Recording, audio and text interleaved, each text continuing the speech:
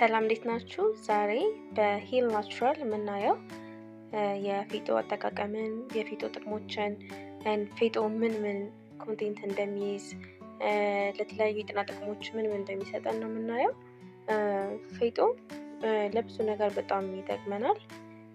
ከካሎሪው ብንጀምር 320 ኪሎ ካሎሪ ይኖረዋል። ፕሮቲን ከ23 እስከ 6 ግራም ይኖረዋል። ካርቦሃይድሬት 58 ግራም and ደግሞ ሌላ ፋቱ ደግሞ ሄልዚ የሆነ ፋት ከ6 እስከ 7 ግራም ይይዛል። እና ሌላ ደግሞ ዋናኛው በጣም አሪፍ የሆነው ጥቅሙ ቫይታሚኖች ቫይታሚን ኤ፣ ቫይታሚን ሲ፣ ቫይታሚን ኬ and ቫይታሚን ቢ9 እናገኝበታለን። እና ፊጦን ብንጠቀም ብዙ አይነት ጥቅሞች እናገኛለን። እና ደግሞ ሚነራሎችንም የያዘ ነው።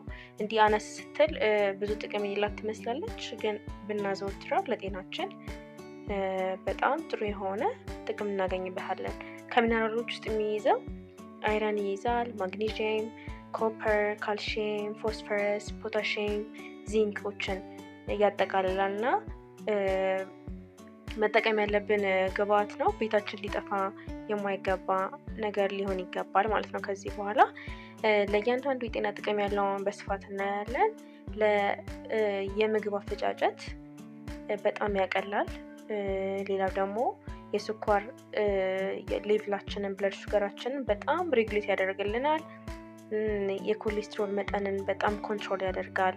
በዛ ላይ ደግሞ የጨጓራ ባክቴሪያ ላለባቸው ሰዎች ፊጦን ቅባት በብዙ አይነት መልኩ በውሃ ዘብዝፎ ለሁለት ሰዓት ለ3 ሰዓት ቆይቶ መጠጣት ወይም ደግሞ እንዲሁ ከ1 እስከ 2 ማንኪያ መውሰድ። ሌላም ደግሞ ወይ በእርጎ ወይ በወተት አርጋችሁ የተፈጨውን ፊጦ መጠቀም ትችላላችሁ። ለጨጓራ ባክቴሪያ ጥሩ የሆነ መፍትሄ አለው። በዛ ላይ ደግሞ ክብደትን ማኔጅ ያደርጋል።